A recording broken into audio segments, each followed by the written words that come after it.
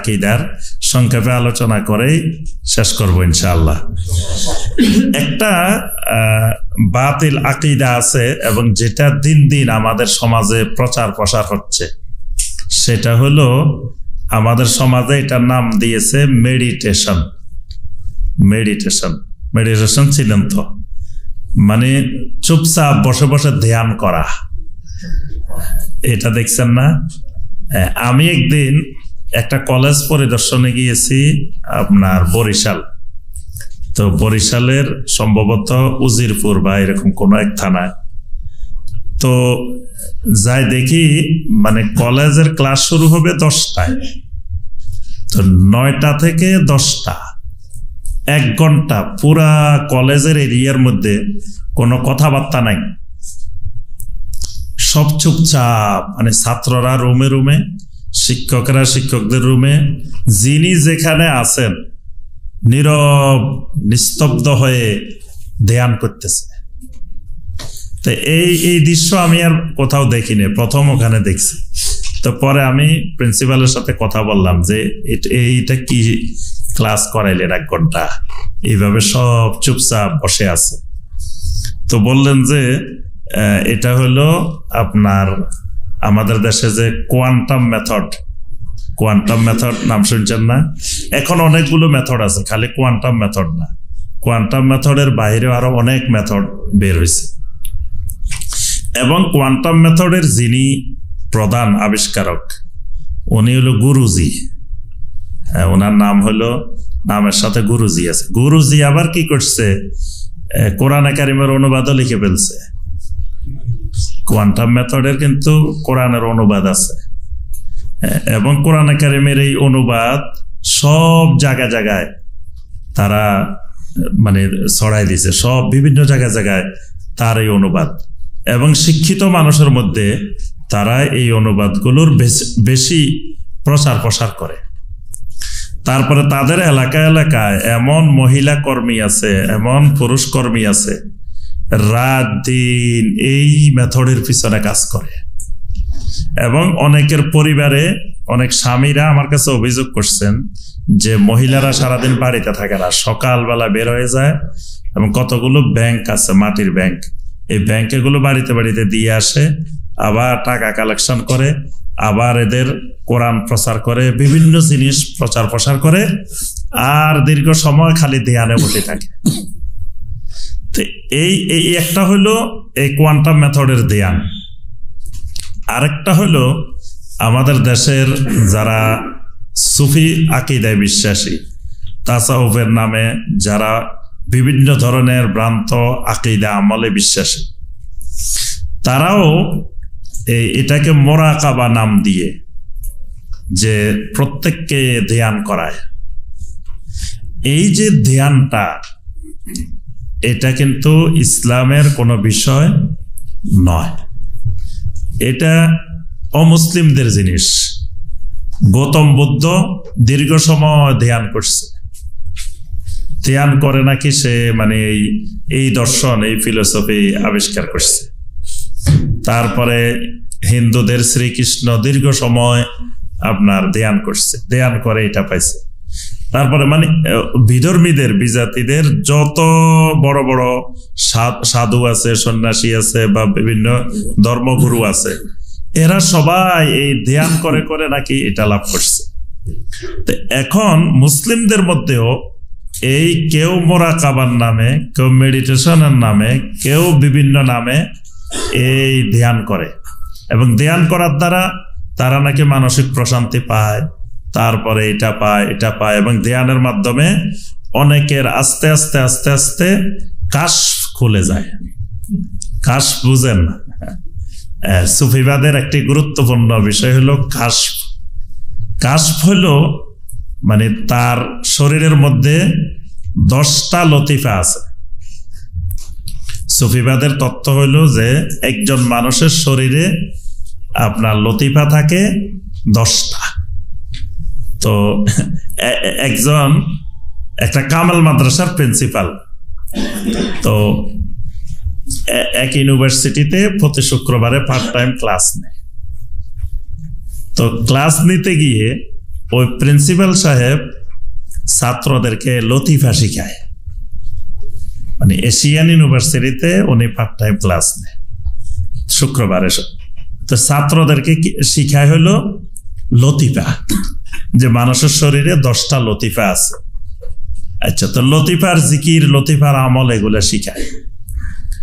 তো একজন আমাকে বলছে যে উনি আবার সৌদি আরব লেখাপড়া করছে, ওই প্রিন্সিপাল সাহেব। তো এশিয়ান ইউনিভার্সিটিতে গিয়ে লতিফা শিখায় ছাত্রদেরকে। তো পরে একদিন হঠাৎ করে কোনো এক কারণে এক মসজিদের খতিব নিয়োগ দিবে, উত্তরা 13 নম্বর সেক্টর মসজিদের খতিব নিয়োগ দিবে। আমি উত্তরা 11 নম্বর সেক্টর মসজিদের খতিব। তো 13 নম্বর সেক্টরে খতিব নিয়োগ দিবে।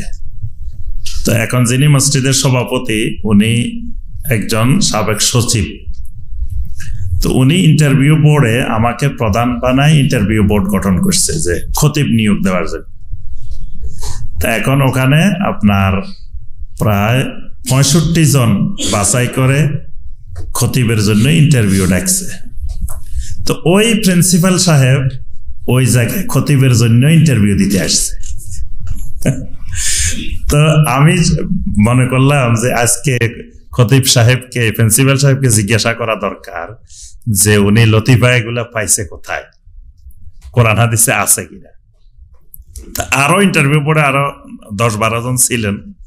তো ওই প্রিন্সিপাল সাহেবকে আমি ওখানে জিজ্ঞাসা করলাম যে এই যে 10টা লতিফা, এই লতিফাগুলো কোরআন হাদিসে কোথাও আছে কিনা, বা এ সম্পর্কে আপনি একটু কোরআন সুন্নাহর দৃষ্টিভঙ্গি আলোচনা করেন। তো উনি ওখানে ইন্টারভিউ বোর্ডে বলতেছেন যে না, এগুলো তো কোরআন হাদিসে কোথাও নাই। তো আমি বললাম যে কোরআন হাদিসে কোথাও নাই তো ভালো কথা, এটা ঠিক কথা বলছেন। তাহলে আর ছাত্রদেরকে যেটা কোরআন হাদিসে নাই ওই জিনিস শিখানোর, পড়ানোর দরকারটা কি? এবার আর কিছু বলতেছেন না, চুপ করে আছেন। তো তাহলে যারা পড়াইতেছেন বা যারা শিখাইতেছেন তারাও জানেন যে এগুলো কোরআন হাদিসে নাই। তো এই যে 10টা লতিফা তারা আবিষ্কার করছে, একটা লতিফা হইলো কাল্ব। তারা বলে যে এখানে বাম পাশে নিচে হইলো কাল্ব, তারপরে এই পাশে হইলো রূহ, এক পাশে কাল্ব, এটা একটা লতিফা। রূহ, এটা একটা লতিফা। এখানে হইলো স্যার, উপরে হইলো স্যার, এটা একটা লতিফা। এখানে হইলো খফি, এটা একটা লতিফা। মাঝখানে হইলো আখফা, এটা আর একটা লতিফা। কয়টা হয়েছে? 5টা। তারপরে মানুষকে 4টা জিনিস দিয়ে বানানো হয়েছে, খাক, আতেশ, তারপরে বাত, আর একটা হইলো মানে আগুন, পানি, তারপরে বাতাস, মাটি। এটা এই 4টা। তো এই 4টা লতিফা। আর ওই 5টা কয়টা হয়েছে? 9টা। আর এই বডিটা মাথা থেকে পা পর্যন্ত যে পুরো একটা বডি, এটা একটা লতিফা। এটা হলো নাফস, এটা হলো নাফস লতিফা। তো তাহলে লতিফা কয়টা হইলো? 10টা। এই 10টা লতিফা কেন্দ্রিক তারা জিকির শিখায় প্রথমে। তো এই 10টা লতিফা কেন্দ্রিক জিকির করতে করতে করতে করতে আস্তে আস্তে আস্তে আস্তে এই 10টা চালু হয়। তো যখন কোনো ব্যক্তির এই 10টা লতিফা চালু হয়ে যাবে তখন তার মধ্যে কাশফ চলে আসে। তার মধ্যে আসে কি? কাশফ। কাশফ মানে হলো এই লোকটা মানে যখন মোরাকাবায় বসবে, এটা আনছি আমরা ওই যে ধ্যানের কথা বলতে গিয়ে, যখন এবার উনি ধ্যানে বসবে, মোরাকাবায় বসবে, তখন উনি আসমান জমিনের অনেক জিনিস উনি দেখতে পাবেন এবং উনি ভবিষ্যতে কি হবে না হবে এটা উনি বলতে পারবেন। নাউজুবিল্লাহ। এই জিনিসের নাম হলো কাশফ। এটার নাম হলো কি? কাশফ। এবং দেখবেন বলে যে উনি আমাদের কাশফওয়ালা বুজুর্গ ছিলেন। উনি এত বড় আল্লাহর ওলি ছিলেন, উনি কাশফওয়ালা আল্লাহর ওলি ছিলেন। আসসালামু আলাইকুম ওয়া রাহমাতুল্লাহি ওয়া বারাকাতুহু। আলহামদুলিল্লাহি ওয়াহদা ওয়াসসালাতু ওয়াসসালামু আলা মান লা নাবিয়্যা বা'দা ওয়া আলা আলিহি ওয়া সাহবিহি ওয়া মাওয়ালা। তো এক কাশফওয়ালার কথা বলি আমি। উনি আমাদের দেশে ফকিহুল মিল্লাত নামে পরিচিত ছিলেন, মারা গেছে। তো একদিন ওনার সাথে আমার দেখা, তো উনি আমাকে বলতেছেন যে দেখেন, মানুষেরা এখন বুঝতে পারছে, কিন্তু এটা আমি আরো 20 বছর আগে বুঝছি। তা আমি জিজ্ঞেস করলাম, হুজুর কেমনে বুঝলেন? কাশফের মাধ্যমে। হ্যাঁ, উনি বুঝছে কিসের মাধ্যমে? কাশফের মাধ্যমে। আমি কাশফের মাধ্যমে আরো 20 বছর আগে জিনিসটা বুঝতে পারছি। কি বুঝতে পারছে? উনি পটিয়া মাদ্রাসার মুহাদ্দিস ছিলেন, মুফতি ছিলেন। তো উনি বলতেছেন যে আমাদের এখানে সৌদি আরব থেকে কিছু শাইখেরা আসতেন এই পটিয়া মাদ্রাসায়। তো আসলে আমি দেখতাম ওনারা রাফলি আদায়ন করে, ওনারা বুকে হাত বাঁধে, আমিন জোরে বলে, এগুলা করত। আর আমাদের মাদ্রাসায় টাকা দিত, সহযোগিতা করত পটিয়া মাদ্রাসায়। এজন্য আমাদের মাদ্রাসায় আসলে আমরা বিশাল বিশাল ছাগল জবাই করে, খাসি রান্না করে আমরা খাওয়াইতাম, মেহমানদারি করতাম। আর তারা এইভাবে জোরে আমিন বলতো, রাফলি আদান করতো, এগুলা করতো। তো বলতেছেন যে তখন আমি মাদ্রাসায় সবাইকে সতর্ক করছিলাম যে এই যে তোমরা খাওয়াইতেছ, এই যে মেহমানদারি করতেছ, তারা যে আমাদের এখানে কি ফিতনা ছড়াইতেছে সেটা তো তোমরা বুঝতেছ না। এই যে তারা আমিন জোরে বলতেছে, এই যে রাফলি আদান করতেছে, এগুলো তো আমাদের ছাত্রদের মধ্যে প্রভাব ফেলতেছে। তো উনি আমাকে বলতেছেন যে আমি দেখেন 20 বছর আগে নিষেধ করছি এদেরকে। আমি তখন কাশফের মাধ্যমে বুঝতে পারছি যে কিছুদিনের মধ্যে বাংলাদেশে এটা ব্যাপক আকারে ছড়াই পড়ব। আজকে দেখেন কি ব্যাপক আকারে বাংলাদেশে ছড়াই পড়ছে। যে ওই সময় যদি আমরা এটা বন্ধ করে দিতাম 20 বছর আগে, তাহলে এটা আজকে এই ভয়াবহ রূপ ধারণ করতো না। বাংলাদেশে এইগুলোর বিরুদ্ধে সবচেয়ে সোচ্চার ছিলেন উনি, এবং ওনার ওখানে সারা বছর ট্রেনিং হইতো, প্রশিক্ষণ হইতো।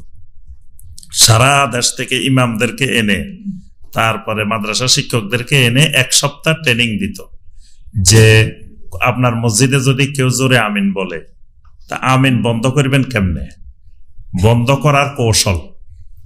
বন্ধ করার অনেকগুলো কৌশল আছে।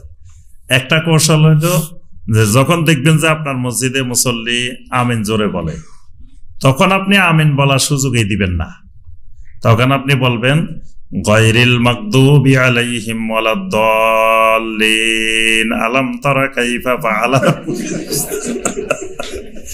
মাঝখানে আর দাঁড়াবেন না, মানে ওয়ালাদ-দাল্লিন বলে আর থামায় যাবে না, কারণ থামলে লোকগুলা কি করবে? আমিন বলে ফেলবে, আর আমিনের সুযোগে দিবেন না। আমি এই যে এই মাত্র এখানে আসার কয়েকদিন আগে তো আপনার এক প্রোগ্রামে গেছি নরসিংদী। তো ওখানেই ওই ভাইয়েরা বললেন, শাহেক এই মসজিদে নামাজ পড়তে গেছি, প্রথম রাকাতে যখন ওয়ালাদ-দাল্লিন বলছে, আমরা যখন জোরে আমিন বলছি, পরের রাকাতে আর থামে নাই, ওই একটানে পড়ছে, যাতে এরা আমিন বলার সুযোগ না পায়। এরকম আরো অনেকগুলো কৌশল শিখে, তোরা বলি আদান করলে কি করতে হবে, তারপরে এটা করলে কি করতে হবে, এগুলো কিভাবে বন্ধ করা যায়। তারপরে মাগরিবের পরে যদি কেউ দেখেন যে 2 রাকাত সালাত আদায় করে আপনার মসজিদে, তাহলে এটা বন্ধ করতে হবে কিভাবে। তো এটা বন্ধ করার কৌশল হলো আপনি আজানের পরে বয়ান করতে দাঁড়াই যাবেন। মাগরিবের আজান দিলে আপনি উঠে দাঁড়াই যাবেন বয়ান করার জন্য। তা আপনি বয়ান করবেন, তা তো মানুষ নামাজ পড়বে না। কেউ পড়তে চাইলেও বাকিরা বলবে যে মিয়া বসেন বসেন, ইমাম সাহেব বয়ান করতেছে, বয়ান শুনেন। তাইলে আর 2 রাকাত পড়া বন্ধ হয়ে যাবে। আমি একদিন এক মসজিদে গেছি, স্টেডিয়াম মার্কেটে, ঢাকা। তো দেখি যে মাগরিবের পরে দাঁড়াই গেছে বয়ান করার জন্য। তা আমিও কি করছি, ইমাম সাহেবের সামনে দিয়ে যাই, সুন্নত 2 রাকাতের জন্য দাঁড়াই গেছে। তো প্রথম তাকায় তাকায় দেখছে, দেখে থেকে বয়ান বন্ধ করে এবার নামাজে দাঁড়াই গেছে। মানে প্রথম মনে করছে যে তো কেউ পড়বে না, পরে যখন দেখছে যে আমি পড়তেছি, তো এবার আর আমাকে পড়তে সুযোগ দিবে না, এবার কয় একামত দেন বয়ান শেষ, মানে 1 মিনিটে শেষ। তো যাই হোক, যে কথাটা আমি বলতেছিলাম যে উনি এই যে এগুলো ভয়াবহ সৃষ্টি হবে 20 বছর আগে বুঝছে। কিভাবে বুঝছে? কাশফের মাধ্যমে। ওনার কাশফ কত শক্তিশালী। হ্যাঁ, তো এই যে কাশফ চালু হয় ওই লতিফার মাধ্যমে, আর লতিফার জন্য বেশি বেশি এই ধ্যান করতে হয়। তাহলে দেখেন একটার সাথে একটা শয়তান কিভাবে আস্তে আস্তে আস্তে আস্তে পর্যায়ক্রমে মানুষকে নিয়ে খেলাধুলা করে। তালবিস ও ইবলিস, ইবলিসের ধোঁকা, ইবলিসের প্রতারণা, ইবলিস আস্তে আস্তে মানুষকে গোমরাহির দিকে নিয়ে যায়। তো এই ধ্যানটা, এই ধ্যানের নামে, মেডিটেশনের নামে বা মোরাকাবার নামে যেই জিনিসটা চলতেছে এবং যে জিনিসটার মাধ্যমে আপনার মনে করা হচ্ছে যে এটার মাধ্যমে আল্লাহকে পাওয়া যায়, তারপরে কাশফ খুলে যায়, তারপরে আপনার বিভিন্ন ধরনের আপনি অনেক কিছু জানতে পারবেন, আপনার কাছে অনেক তথ্য আসবে। আপনার ঢাকা বিশ্ববিদ্যালয়ের একজন প্রফেসর, তো উনি এক সেমিনারে আমাদের জাতীয় বিশ্ববিদ্যালয়ে আসছেন, একটা পিএইচডি গবেষণার সেমিনারে। তো উনি সরাসরি বলতেছেন যে কোরআনে কারিমের আয়াত এটার অর্থ হইল, স্বাভাবিক অর্থ হইল এটা, কিন্তু আমি আমার কাশফের মাধ্যমে জানতে পারি যে আয়াত এটার অর্থ এটা না, আয়াত এটার অর্থ হবে এটা। মানে কাশফের মাধ্যমে কোরআনের আয়াতও পরিবর্তন হয়, অর্থ পরিবর্তন হয়। এবং দেখবেন আমাদের সমাজে যে অনেক আমল আছে, যে আমলগুলো কাশফের মাধ্যমে পাওয়া গেছে। মানে এই আমলগুলোর ভিত্তি কি? বলে যে এগুলা কোনো কিতাব আদিতে পাওয়া যাবে না, কোরআন হাদিসে পাওয়া যাবে না, এগুলা সিনা বসিনা পাস করে, এগুলা হলো সিনায় থাকে। মানে একজনের সিনা থেকে আরেকজনের সিনা যাবে, আরেকজনের সিনা, এগুলো কিতাবে নাই। এই কারণেই আপনার আহলুল হাদিস, এটার এই মানহাজের অর্থই হলো আহলুল কোরআন ওয়াস সুন্নাহ। মানে কোরআন এবং সুন্নাহর উপরে ভিত্তি করে আকীদা গড়ে উঠবে, মানহাজ গড়ে উঠবে, আমল গড়ে উঠবে। কোরআন সুন্নাহর বাহিরে কোনো আকীদা, কোনো আমল করার সুযোগ নাই। কিন্তু দেখবেন অনেক আমল আছে যেগুলো কোরআন হাদিসে নাই। তো এই রাস্তাটা সম্পর্কে সতর্ক থাকতে হবে যে আপনাকে মেডিটেশনের নামে অনেক মানুষ ধোকায় পড়ে গেছে। দেখবেন অনেকেই এই মেডিটেশনের পিছনে ঘুরতেছে, এটার প্রসার এত ব্যাপক আকারে হচ্ছে। তারপরে আপনার কেউ কেউ আছে ওই পীর মুরিদির মোরাকাবায় লিপ্ত আছে। আরেকটা জিনিস বলি এর সাথে, জীবিত ফিরের চাইতে মরা ফির বেশি শক্তিশালী। এটা কি জানেন আপনারা? জীবিত চাইতে মারা যাওয়ার পরে শক্তিশালী হয়ে গেছে বেশি। কেন বেশি হয়েছে? আমি এটা জানার চেষ্টা করছি অনেকবার, যে জীবিত অবস্থার চাইতে মারা গেলে পাওয়ারফুল হয় কেন, শক্তি বাড়ি যায় কেন? তো ওনাদের তত্ত্ব হইলো, ওনাদের সূত্র হইলো যে একজন মানুষের যখন ওই 10টা লতিফার 9টা লতিফাকে আটকায় রেখেছে আপনার ওই নফস, 10ম লতিফা। তো এই কারণে খাঁচার ভিতরে ওই 9টা লতিফা আটকে আছে। তো মানুষ যখন মারা যায়, আল্লাহর ওলি যখন মারা যায়, তখন ওই নফসটা তো নষ্ট হয়ে যায়, নফসটা ভাঙ্গি যায়। তো বাকি 9টা আবার খাঁচার থেকে বের হয়ে যায়। তো খাঁচার থেকে যখন বের হয়ে যায়, এবার শক্তিশালী, শক্তি বেড়ে গেছে, এবার আকাশে বাতাসে উঠতেছে। আগে তো খাঁচার ভিতরে বন্দি ছিল, এখন বন্দি থেকে মুক্ত হয়ে গেছে। এই কারণে তার এখন পাওয়ার বেড়ে গেছে। এই জন্য দেখবেন জীবিত ফিরের চাইতে মৃত ফিরের জন্য মান্নত বেশি করে, ওরস করে, আরো যা যা করে। এবং মানুষ কোনো কিছু চাইতে যায়, তারপরে কোনো কিছু দোয়া করতে যায়, সব ওই মৃতটার কাছে, জীবিতটার চাইতে মৃতটার কাছে। এবং জীবিতটার কাছে গেলেও তারা দেখাই দেয় মৃতটার দিক। তো এটার ওই মূল ভিত্তি, মূল কারণ যেটা, যে ওই মারা যাওয়ার পরে তার খাঁচা মুক্ত হয়ে গেছে। এই যে চিন্তাধারা, এই চিন্তাধারাগুলো এই মোরাকাবা মুশাহাদার নাম দিয়ে, এই ধ্যানের নাম দিয়ে, মেডিটেশনের নাম দিয়ে, এবং তারা এটাকে বিভিন্ন দলিল, নবী সাল্লাল্লাহু আলাইহি সাল্লাম হেরা গুহায় ধ্যান করছেন, এটাকে মেডিটেশনেরও দলিল, মোরাকাবারও দলিল। তো নবী সাল্লাল্লাহু আলাইহি ওয়াসাল্লাম সেখানে তো এরকম ধ্যান করেন নাই। ওখানে সহিহ আল বুখারীর riwayat ইয়াতাহান্নাসু ফীহি, ইয়াতাহান্নাসু মানে ইয়াতাআব্বাদু, নবী সাল্লাল্লাহু আলাইহি সাল্লাম সেখানে ইবাদত করেছেন। আর নবী সাল্লাল্লাহু আলাইহি সাল্লাম যদি করেনও তো সেটা তো আপনার নবুয়তের আগে, নবুয়তের পরে তো নবী সাল্লাল্লাহু আলাইহি সাল্লাম আর ওখানে যান নাই ওই মোরাকাবা বা ধ্যান করার জন্য, বা এরপরে কখনো নবী সাল্লাল্লাহু আলাইহি সাল্লাম করেছেন এই মর্মে কোনো দলিল প্রমাণ পাওয়া যায় না। আরেকটা এই রাস্তা, যে রাস্তাগুলোর আমরা বলতেছি, সেই আকীদাটা হলো ওয়াহদাতুল উজুদ, যেটা সম্পর্কে আপনারা জানেন, যে যেটাকে বলা হয় যে অস্তিত্বের এককত্ব বা সত্তার এককত্ব। মানে উজুদ মানে অনেকগুলা ইউনিট, অনেকগুলা জিনিসের এককত্ব। অর্থাৎ আল্লাহ রাব্বুল আলামিনকে তারা, এই আকীদার মূল ভিত্তি যেটা, কথা যেটা, সেটা হলো যে আল্লাহ সুবহানাহু ওয়া তাআলা আলাদা কোনো সত্তা না। আল্লাহ সুবহানাহু ওয়া তাআলা যত মাখলুক আছে, যত প্রাণী আছে, এই সবগুলো ইউনিট মিলে একক সত্তার নাম আল্লাহ। নাউযুবিল্লাহ। এই কারণে তারা মনে করে যে যত প্রাণী আছে প্রত্যেক প্রাণীর ভিতরে আল্লাহ আছে। এই জন্য তারা ওই যে কোনো কিছুকে সেজদা করলে তারা মনে করে এটা আল্লাহকে করা হচ্ছে, কারণ তার ভিতরে তো আল্লাহ আছে। এই ব্যাপারে দেখবেন আমাদের সমাজে সেই মনসুর হাল্লাজের কাহিনী, হোসাইন বিন মনসুর হাল্লাজের কাহিনী ব্যাপক আকারে প্রচলিত, সব মানুষ জানে যে হোসাইন বিন মনসুর হাল্লাজের ভিতরে আল্লাহ ঢুকে গেছে। এবং তারা সুন্দর করে বয়ান করে যে হোসাইন বিন মনসুর হাল্লাজ এখানে একদিন আসি, দেখে জেলখানা নাই, জেলখানাও নাই, মনসুর হাল্লাজও নাই। আরেকদিন আসি দেখে জেলখানাও আছে, মনসুর হাল্লাজও আছে। জিজ্ঞাসা করলো তুমি কোথায় গেছিলা?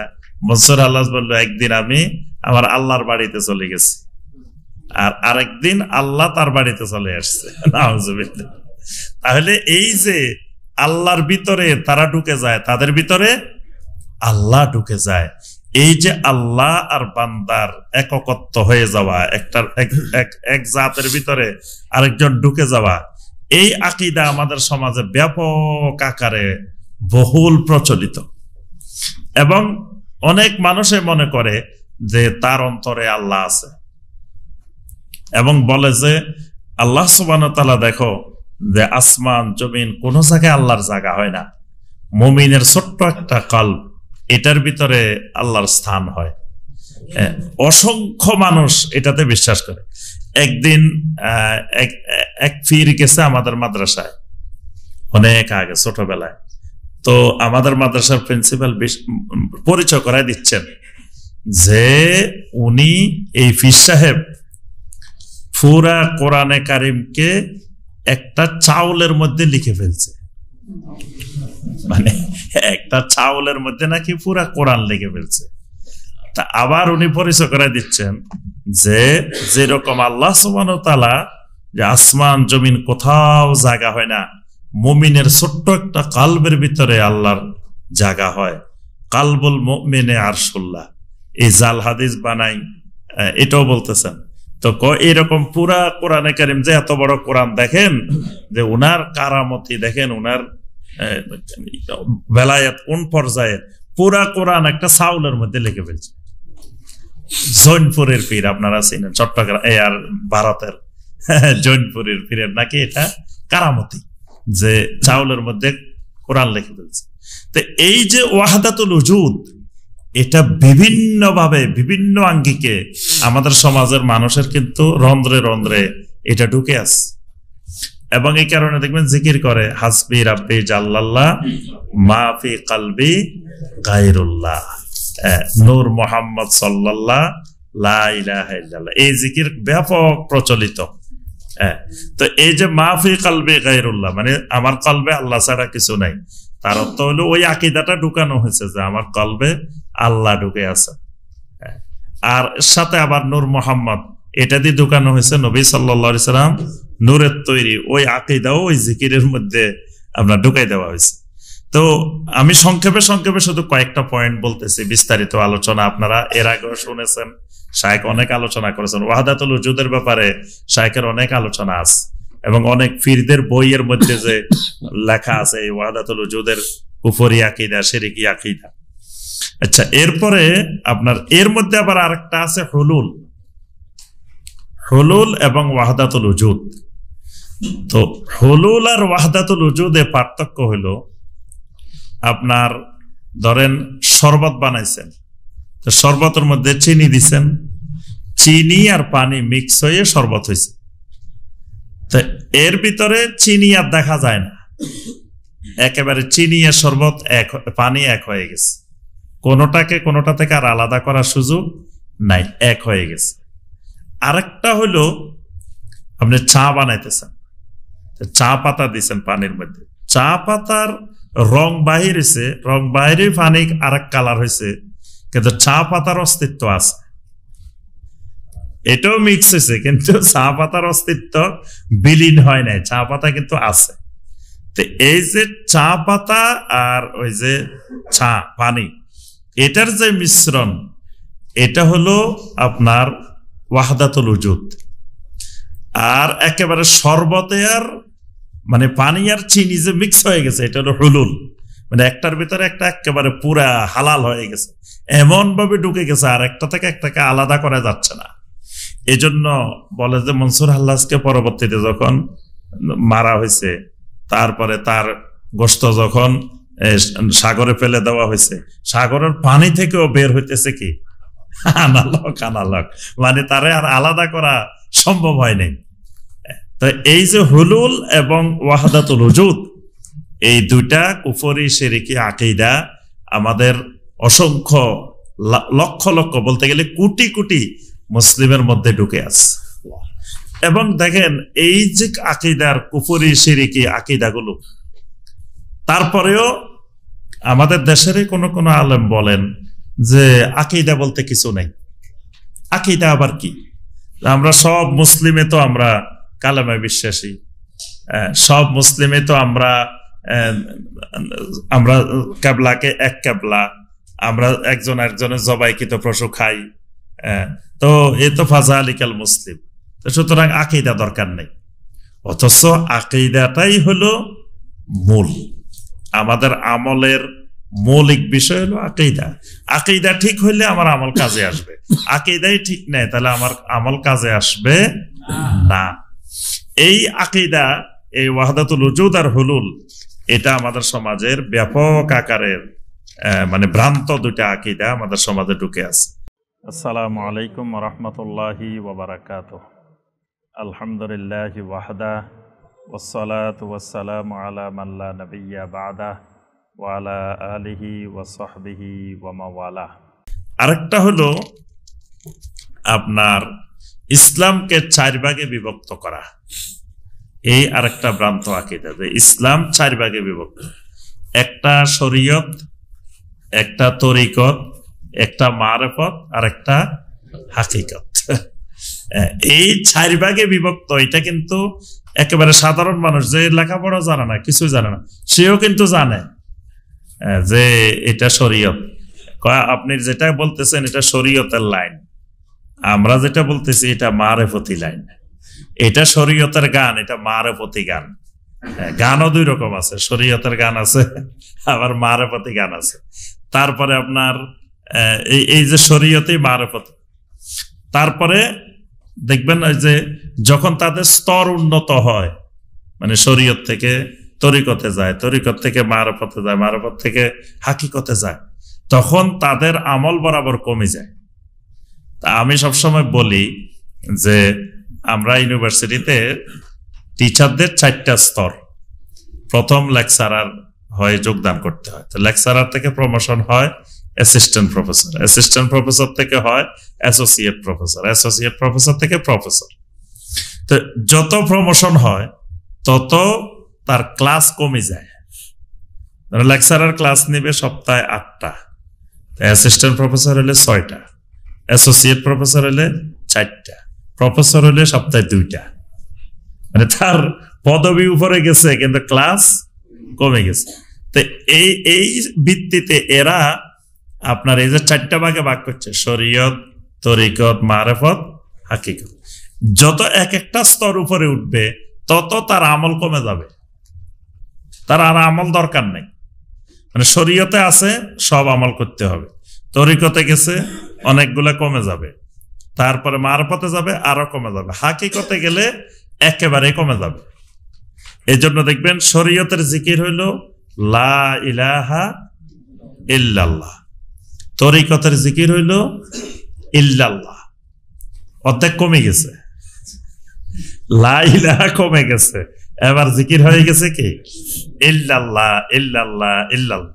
এরপরে যখন আপনি মারফতে যাবেন আরো অর্ধেক কমে যাবে, ইল্লা বাদ, এবার খালি আল্লাহ আল্লাহ আল্লাহ, আরো ছোট হয়ে গেছে। যখন হাকিকতে যাবে তখন আর আল্লাহ আল্লাহ থাকবে না, তখন হুর মধ্যে চলে আসবে, তখন হুর জিকির হবে, আরো বিভিন্ন রং বেরঙ্গের জিকির হবে।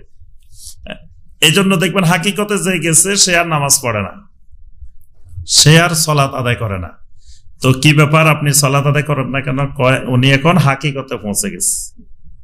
এই জন্য হাকিকতে পৌঁছলে, হাকিকত মানে সে আল্লাহ আর সে মিশে গেছে, তার ভিতরে আল্লাহ ঢুকে গেছে। তো এখন সে বলে যে সে আর ইবাদত করবে কার? তার ভিতরে আল্লাহ। এজন্য আপনার বাইজিদ বুস্তামি, যাকে আমাদের সমাজে পরিচিত হলো বাইজিদ বুস্তামি, যে বাইজিদ বুস্তামির মাজার কিন্তু বাংলাদেশে, অথচ বাইজিদ বুস্তামির দেশ কিন্তু বাংলাদেশে না, কিন্তু বাংলাদেশে ওনার মাজার আছে বাইজিদ বুস্তামি। তো এই ইয়াজিদ আল বুস্তামি, এই লোক তিনি বলতেছেন যে আমি দীর্ঘদিন ধরে আল্লাহকে খুঁজতেছি, আল্লাহকে খুঁজি কিন্তু আল্লাহকে খুঁজে পাই না, শেষে দেখি আমি নিজেই তো আল্লাহ। নাউযুবিল্লাহ। তাহলে এই যে হাকিকতের যেই আকীদা, এগুলা সব শিরকি এবং কুফরি আকীদা।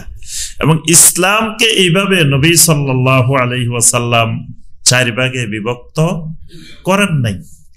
ইসলাম যেটা কোরআনে কারিমে আছে, যেটা নবী সাল্লাল্লাহু আলাইহি ওয়াসাল্লামের হাদিসে আছে, সেটাই ইসলাম, সেটা শরীয়ত, শরীয়তটাই ইসলাম।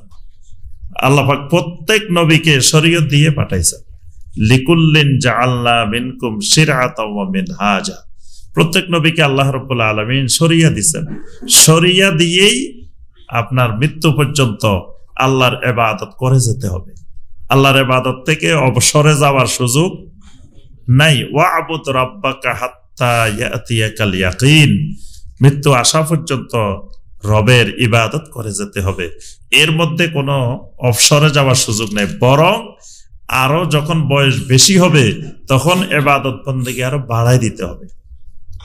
নবী সাল্লাল্লাহু আলাইহি ওয়াসাল্লাম যখন ওফাতের সময় ঘনিয়ে আসছে, তখন নবী সাল্লাল্লাহু আলাইহি ওয়াসাল্লাম আরো রবের জিকির, রবের ইবাদত আরো বাড়াই দিয়েছেন। আল্লাহ পাক বলেন, ইজা জাআ নাসরুল্লাহি ওয়াল ফাত ওয়া রাআইতান নাসা ইয়াদখুলুনা ফি দীনিল্লাহি আফওয়াজা ফাসাব্বিহ বিহামদি রাব্বিকা ওয়াস্তাগফির। বেশি বেশি করে ইস্তিগফার, বেশি বেশি করে রবের হামদের সাথে তাসবিহ আদায় করেন। তাহলে এই যে 4টা ভাগ, শরীয়ত, তরিকত, হাকিকত, মারফত, এই যে 4 ভাগ করা, এই ভাগটা একটা ভ্রান্ত আকীদা, একটা মানে বাতিল আকীদা, শিরকি কুফরি আকীদার অসংখ্য জিনিস জন্ম দেয় বিভক্তির মাধ্যমে। এরপরে আরেকটা জিনিস আমাদের সমাজের বাতিল আকীদা, সেটা হলো আপনার কারামতের নামে বিভ্রান্তি। কারামত, কারামত এটা হক, কারামাতুল আউলিয়ায়ে হাক্কুন, এটা আহলুস সুন্নাহ ওয়াল জামাতের আকীদা। কিন্তু কারামত মানে আমাদের সমাজের লোকেরা কারামত বুঝে নাই। কারামত মানে মনে করছে অস্বাভাবিক কোনো কিছু দেখানো, যে মানুষকে ডেকে এনে দেখো আমি তোমাদেরকে এটা দেখাইতে পারি, এটা দেখাইতে পারি, এরকম অস্বাভাবিক জিনিস দেখাই দিলে মানুষ মনে করে উনি কি হয়ে গেছেন, আল্লাহর ওলি হয়ে গেছেন, কারামতওয়ালা আল্লাহর ওলি হয়ে গেছেন। এই জন্য দেখবেন ওই যে কে কত বড় ওলি এটা প্রমাণ করার জন্য তার মুরিদানেরা শুধু তার অস্বাভাবিক কর্মকাণ্ড বর্ণনা দিতে থাকে, যে মানুষ বুঝবে যে উনার অনেক অস্বাভাবিক কর্মকাণ্ড ঘটছে। বিশেষ করে একটা কারামত কমন, যে নদী ভাঙতে ভাঙতে উনার মাদ্রাসা নিয়ে যাইতেছিল। সব অধিকাংশ ওলিরা বাংলাদেশে কিন্তু সব নদীর পাড়ে বেশি, তাই ভাঙতে ভাঙতে একবারে নদীর সব নিয়ে যাইতেছে। শেষে আল্লাহর ওলি খিজির আলাইহিস সালামের কাছে একটা চিঠি দিছে। চিঠি দেওয়ার পরে আর এটা ভাঙ্গে নাই, অনেক দূর চর হয়ে একবার খিজির আলাইহিস সালাম আল্লাহর ওলির ভয়ে এখান থেকে অনেক দূরে চলে গেছে। এই কারামত সবাই আছে বাংলাদেশে। তারপরে আপনার হজে আসছে, পাসপোর্ট হারাই ফেলছে, তা এখন বাংলাদেশে যাবে কেমনে চিন্তা করতেছে, কোনো রাস্তা খুঁজে পায় না। পরে হুজুর ডাকছে, ডেকে বলছে কি ব্যাপার, কাঁদতেছ কেন? বলে যে আমার পাসপোর্ট ভিসা সব হারাই গেছে, যাবো কেমনে?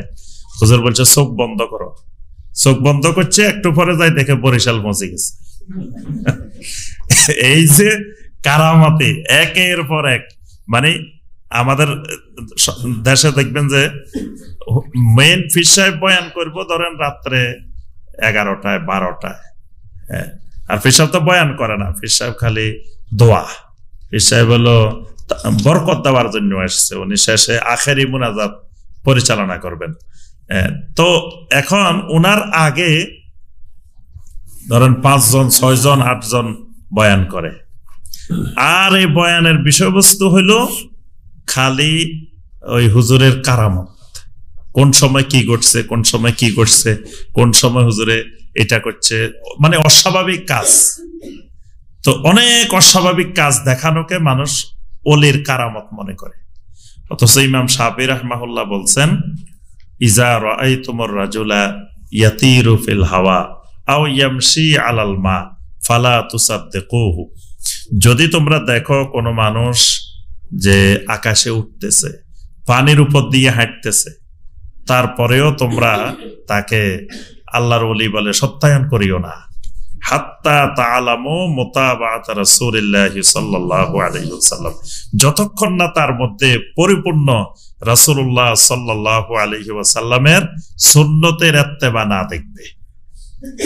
তো এখন সুন্নতের ইত্তেবাটাই হলো মূলত কারামত, যে একজন ব্যক্তি তার জিন্দেগিটা পুরো সুন্নত দিয়ে সাজিয়ে সুন্নতের আলোকে পরিচালনা করেন, এটাই তার কারামত। কিন্তু আমাদের সমাজে কারামতটা হয়ে গেছে ব্যতিক্রম, কারামত হয়ে গেছে মানে অস্বাভাবিক কর্মকাণ্ড দেখা। তা আমি সবসময় বলি, যদি এরকম অস্বাভাবিক কর্মকাণ্ডটাই কারামত হয়, তাহলে দাজ্জাল তো অনেক অস্বাভাবিক কর্মকাণ্ড দেখাবে, এবং শয়তানও এইরকম অস্বাভাবিক কর্মকাণ্ড দেখাতে পারে। অনেক অমুসলিমেরও এরকম, মুশরিকেরও এরকম অস্বাভাবিক জিনিস দেখায়। তাহলে তো তারাও তো মানুষ মনে করতে পারে যে আল্লাহর ওলি। জাদু, হ্যাঁ, জাদুর মাধ্যমে তো এরকম অনেক দেখাইতে পারে। তারপরে আপনার এই কারামতের নামে ধোঁকা, এবং এটাকে এই কারামতের নামে বিভ্রান্তি হয়ে মানুষ দেখা গেছে শিরিককারীকেও আল্লাহর ওলি মনে করতেছে, বেদাতকারীকেও আল্লাহর ওলি মনে করতেছে। আমি একবার লক্ষ্মীপুরে গেছি, তো লক্ষ্মীপুরের ভাইয়েরা বলতেছেন যে শায়েখ আপনি যে একটা অঙ্ক বলছেন, অঙ্ক তো মিলতেছে না, সূত্রটা মিলতেছে। তা আমি বললাম কি সূত্র মিলতেছে না, একটু ভালো করে বলেন, কোন এক জায়গায় আপনাদের ভুল হয়েছে এই জন্য মিলতেছে না। তো বলতেছে যে শায়েখ আপনি বলছেন শিরিককারী বেদাতকারী কোনোদিন আল্লাহর ওলি হইতে পারে না, শিরিককারী বেদাতকারী আল্লাহর ওলি হইতে পারে না, এটা হলো সূত্র। এখন আমাদের এলাকার যারা আল্লাহর ওলি, আমরা যাদেরকে আল্লাহর ওলি মনে করি, তো ওনারা তো শিরিকও করতো, বেদাতও করতো। শিরিক বেদাত করে ওনারা আল্লাহর ওলি হয়েছেন কিভাবে? অঙ্ক তো মিলে নাই, কারণ সূত্র হয়েছে যে শিরিককারী বেদাতকারী আল্লাহর ওলি হইতে পারে না। আমাদের এলাকার যারা আল্লাহর ওলি, তারা তো শিরিকও করতো, বেদাতও করতো। ওই সময় তো আমরা বুঝতাম না যে এগুলো শিরিক, এগুলো বেদাত। এখন যখন বুঝতেছি, তো এখন দেখতেছি যে এরা তো শিরিকও করতো, বেদাতও করতো। তো শিরিক বেদাত করে আল্লাহর ওলি হয়েছে কিভাবে? তা আমি বললাম যে আপনাদের সূত্রে ভুল হয়েছে এই জায়গায়। উনি যে আল্লাহর ওলি হয়েছে আপনি জানলেন কেমনে? উনি যে আল্লাহর ওলি এটা আপনি জানলেন কিভাবে? আপনাকে কে বলছে? আল্লাহ পাক বলে দিছে যে শোনো, আমার ওলি। তা আপনি জানছেন কেমন? আপনার জানার সূত্রটা কি? কয় না আশায় ওনারা তো আল্লাহর ওলি, আমরা জানবো না কেন? ওনারা আপনার অনেক অনেক এরকম কারামত দেখাইছে, ওনাদের এক একজনের অনেক কারামত ছিল। আমাকে আপনি জীবনে কয়টা দেখছেন কারামত? কয় না আমাদের অমুক আল্লাহর ওলি ছিল, রাত্রে বাঘের পিঠে করে গ্রামে গ্রামে হাঁটতো, বাঘের পিঠে করে গ্রামে গ্রামে হাঁটতো। তো উনি আল্লাহর ওলি না হইলে বাঘের পিঠে করে কেমনে হাঁটছে? তা আমাকে আপনি দেখছেন বাঘের পিঠে করে হাঁটছে? কে দেখছে? কয় না অনেকে দেখছে। কে দেখছে হেরে খুঁজে বাইর করেন। আসলে কেউ দেখে নাই, মানে এমনি প্রচার হয়েছে যে উনি রাত্রে বাঘের পিঠে করে, একজনে বলে দিছে। কয় না আমাদের অমুকেরা রাতে 3টা বাজে এক জায়গা থেকে আসতেছিল, হঠাৎ দেখে বাঘের পিঠে করে কোন লোক একটা হাঁটতেছে, পরে দেখে যে কিরে আমাদের অমুক হুজুরে না এই বাঘের পিঠে হাঁটতেছে। তো কয় উনি আল্লাহর ওলি না হলে বাঘের পিঠে গেছে কেমন? তাই আমি বললাম যে এই যেগুলো নিয়ে আপনারা আল্লাহর ওলির দলিল বানাইছেন, এই জায়গায় ভুল করে বসে আছে। যে এগুলো দেখার নাম আল্লাহর ওলি নয়। আল্লাহর ওলি হলো তার আকীদা বিশুদ্ধ কিনা, তার আমলগুলো শিরিক বেদাত মুক্ত কিনা, সুন্নতের ইত্তেবা করে কিনা, তাকওয়া আছে কিনা, এগুলাই আল্লাহর ওলির দলিল। তো তাহলে আমরা যে বিষয়টা বলছি যে কারামতের নামে বিভ্রান্তি, এটা একটা আমাদের সমাজে বাতিল আকীদা। তো সর্বশেষ আমি আর বেশি আলোচনায় যাব না। আরেকটা বিষয়, সেটা হলো আল্লাহ সুবহানাহু ওয়া তাআলার প্রশাসনকে আমাদের দেশের মানুষ আল্লাহর প্রশাসন সাজাইছে। এটা একটা শিরকি কুফরি মতবাদ। দেখেন সূরা ইউনূসের 31 নম্বর আয়াত, সেই নবী সাল্লাল্লাহু আলাইহি সাল্লামের সময় যে মুশরিকেরা, তাদেরকে যখন প্রশ্ন করা হয়েছে ওয়ামা ইউদাব্বিরুল আমর, যে কে সবকিছু পরিচালনা করে, আসমান জমিন সবকিছু যা আছে এগুলোকে পরিচালনা করে কে? তখন ফাসায়াকুলুন আল্লাহ, তারা জবাব দিছে কি? আল্লাহ। কিন্তু এখনকার যারা মুসলিম তারা বিশ্বাস করে যে আল্লাহ সুবহানাহু ওয়া তাআলা এককভাবে পরিচালনা করেন না। আল্লাহ সুবহানাহু ওয়া তাআলা প্রশাসনটা এই সবকিছু এককভাবে পরিচালনা করেন না। তো কিভাবে করেন? আল্লাহ সুবহানাহু ওয়া তাআলা 7টা মহাদেশে 7 জন গাউস রাখছেন। গাউস, একজন হলো প্রধান, গাউসুল আজম। দেখবেন অনেকের নামের আগে বলে যে গাউসুল আজম অমুক, গাউসুল আজম অমুক। মানে উনি 7 মহাদেশের মধ্যে 7 জনের মধ্যে সবার উপরে, মানে আল্লাহ সুবহানাহু ওয়া তাআলার পরে প্রশাসনের সর্বোচ্চ কর্মকর্তা। তার নাম হলো গাউসুল আজম। বলে যে আমাদের গাউসুল আজম মাইজবান্ডারি, আমাদের গাউসুল আজম অমুক, গাউসুল আজম অমুক। উনি হলো 7 মহাদেশের 7 জনের মধ্যে প্রধান। আচ্ছা, তো 7 জন আছে 7 মহাদেশে। এই গাউসের আন্ডারে, প্রত্যেক গাউসের আন্ডারে আবার 40 জন করে কুতুব আছে। এক একজনের আন্ডারে 40 জন করে কুতুব। প্রত্যেক কুতুবের আন্ডারে আবার আওতাদ আছে, আওতাদের আন্ডারে আবদাল আছে, আবদালের আন্ডারে আল্লাহর ওলি আছে। এই যে মানে আল্লাহর প্রশাসনটা এরা এইভাবে সাজাই নিছে যে আল্লাহ সুবহানাহু ওয়া তাআলা এককভাবে পরিচালনা করেন। যে তাওহীদ, যে আল্লাহ সুবহানাহু ওয়া তাআলা পরিচালনার ক্ষেত্রেও একক, এই তাওহীদ নষ্ট করে ফেলছে। যে এই আপনার গাউস কুতুব এদের বিশ্বাস দিয়ে, এজন্য দেখবেন প্রত্যেকটা মানুষ বিশ্বাস করে, কুতুবে বিশ্বাস করে। এবং আমাদের দেশের আলেম ওলামারা বয়ান করে যে উনি জমানার কুতুব ছিলেন, উনি ওই কুতুব ছিলেন। এবং কুতুবদের মিটিং হয় কোথায়? মিটিং আফ্রিকার জঙ্গলে। কুতুবেরা রাত্রে মিটিং করে আবার ফজরের আগে চলিয়ে আসে, তাহাজ্জুদ পড়ি যায় মিটিং এ, ফজরের আগে আবার চলিয়ে আসে। একদিন এক খাদেম আসতে পারে না, আটকা পড়ে গেছে। হুজুরের সাথে চলে গেছে, হুজুর চলে এসছে কিন্তু উনি আসতে পারে নাই। এখন উনি আফ্রিকার জঙ্গলে জঙ্গলে ঘুরতেছেন। জিজ্ঞেস করলো যে কি ব্যাপার, আমি কোথায় আসছি? তো কয় এরা কথাবার্তা বুঝে না, সবাইকে জিজ্ঞাসা করে। পরে বলে যে বুঝতে পারছি, তোমাদের কুতুব তো চলে গেছেন, তুমি তো আটকা পড়ে গেছো, তো কালকে আবার আসবো, কালকে ওনার সাথে আবার চাইতে পারবা।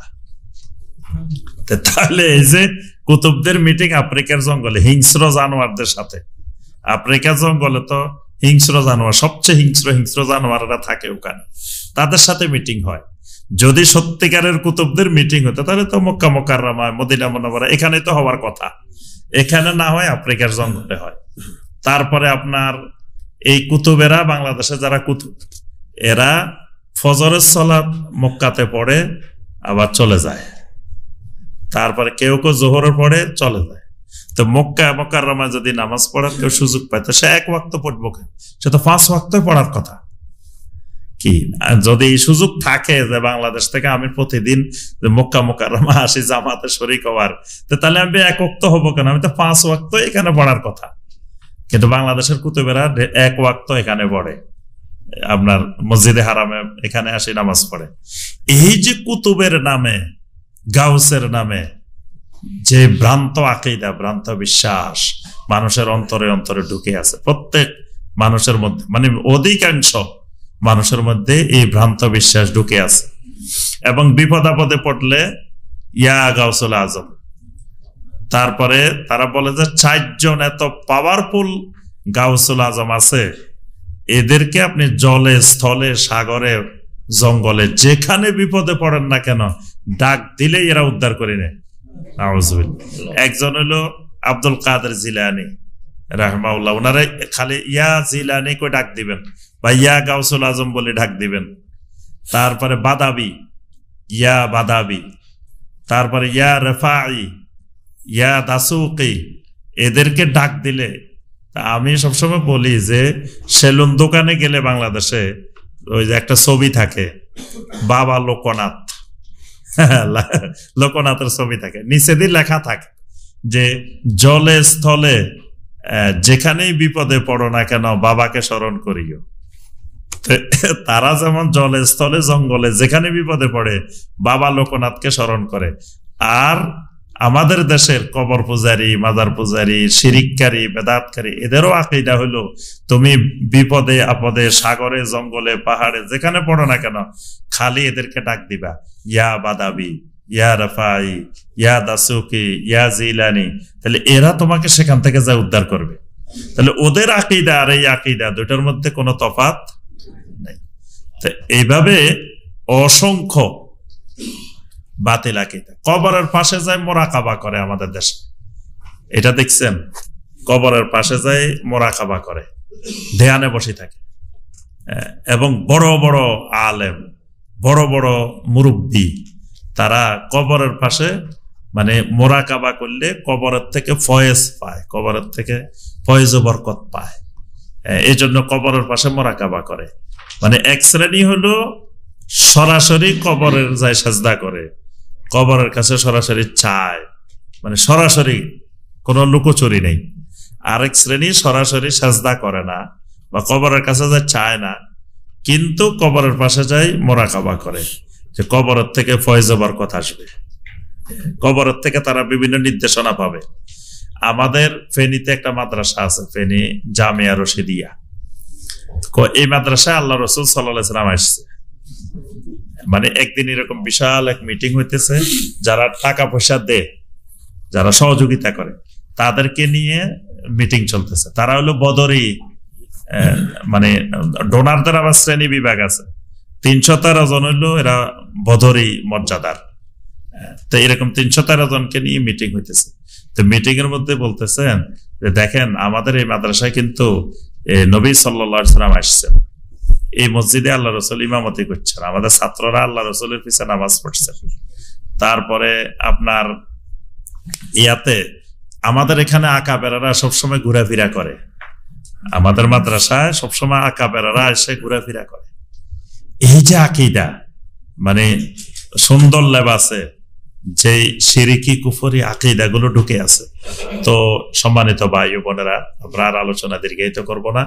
তো এই সমস্ত বাতিল আকীদাগুলো থেকে নিজেরা যেমন সতর্ক হইতে হবে, পাশাপাশি আমাদের সমাজের মানুষগুলাকে এই বাতিল শিরকি কুফরি আকীদা থেকে কিভাবে রক্ষা করা যায় সেই লক্ষ্যে আমরা ইনশাআল্লাহ আমাদের বাংলাভাষী এই এখানে যারা থাকে, আমাদের দেশে যারা আছে, সবার কাছে আমরা বিশুদ্ধ আকীদার দাওয়াত এটা আমরা সবাই পৌঁছে দেওয়ার চেষ্টা করব। এবং আলহামদুলিল্লাহ আল্লাহ পাক আপনাদেরকে যে মহা নেয়ামত দিয়েছেন, যে এলেম চর্চার যে সুযোগ আল্লাহ পাক এখানে করে দিয়েছেন, আপনারা চাইলে এখানে থেকে শুধু আপনারা কিছু রিজিক নিয়ে যাবেন, কিছু হালাল রিজিক অনুসন্ধান করবেন, এটা তো করবেন, কিন্তু এটা মুখ্য উদ্দেশ্য না। এটার সাথে সাথে যদি এখান থেকে বিশুদ্ধ ঈমান আমলটা নিয়ে যেতে পারেন এবং বিশুদ্ধ দ্বীনের বুঝটা, মানহাজটা, আকীদাটা ঠিক করে যেতে পারেন, এবং এটা যদি আমাদের দেশে সমাজে এবং আপনাদের অর্থে কিন্তু আলহামদুলিল্লাহ আমাদের দেশের মসজিদগুলো সুন্দর হয়েছে। দেখবেন যে প্রত্যেক গ্রামে কি সুন্দর সুন্দর মসজিদ, এবং এগুলো প্রবাসীদের টাকায় কিন্তু হয়েছে, বেশিরভাগ প্রবাসীদের অর্থায়নে মসজিদগুলো হয়েছে। তারপরে যত মাহফিল হয় বাংলাদেশে, এগুলো বেশিরভাগ প্রবাসীদের অর্থায়নে মাহফিল গুলো হয়। তো আলহামদুলিল্লাহ মসজিদ মাদ্রাসা সব চলে বেশিরভাগ প্রবাসীদের অর্থের মাধ্যমে।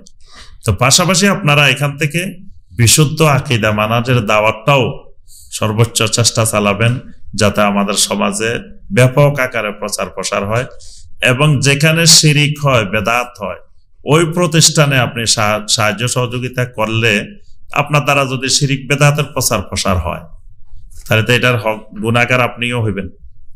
এই জন্য সাহায্য সহযোগিতা গুলো ওখানে না করে, যেখানে তাওহীদের শিক্ষা হয়, শিরিক মুক্ত, বেদাত মুক্ত, সুন্নতের শিক্ষা দেওয়া হয়, বিশুদ্ধ আকীদার শিক্ষা দেওয়া হয়, ওই প্রতিষ্ঠানগুলোতে আমরা সহযোগিতা করার চেষ্টা করব।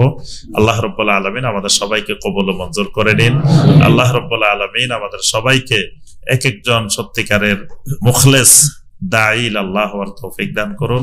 আল্লাহ পাক আমাদেরকে হককে হক হিসাবে জানার এবং হককে মেনে নেওয়ার, বাতিলকে বাতিল হিসাবে চিনার, বাতিল থেকে দূরে থাকার আল্লাহ রাব্বুল আলামিন আমাদের সবাইকে তৌফিক দান করুন।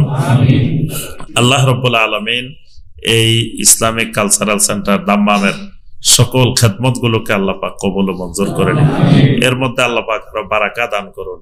এর মাধ্যমে আল্লাহ পাক বাংলাভাষী ভাই বোনদের বিশুদ্ধ আকীদা এবং মানহাজের দিকে আসার আল্লাহ পাক তৌফিক দান করুন। আল্লাহ পাক আমাদের সম্মানিত শায়েখ মতিউর রহমান মাদানী হাফেজাহুল্লাহকে হায়াত তৈয়বা দান করুন। আল্লাহ পাক তাকে সকল বিপদ আপদ মুসিবত থেকে হেফাজত করুন। আমাদের বাংলাভাষী ভাই বোনদের জন্য এক মহা নেয়ামত হিসাবে আরো বেশি বেশি খেদমত করার আল্লাহ পাক তৌফিক দান করুন। আল্লাহ রাব্বুল আলামিন আমাদের সবাইকে কবুল ও মঞ্জুর করুন। সুবহানাকা আল্লাহুম্মা বিহামদিকা আশহাদু আল্লা ইলাহা ইল্লা আনতা আস্তাগফিরুকা ওয়া আতুবু ইলাইক।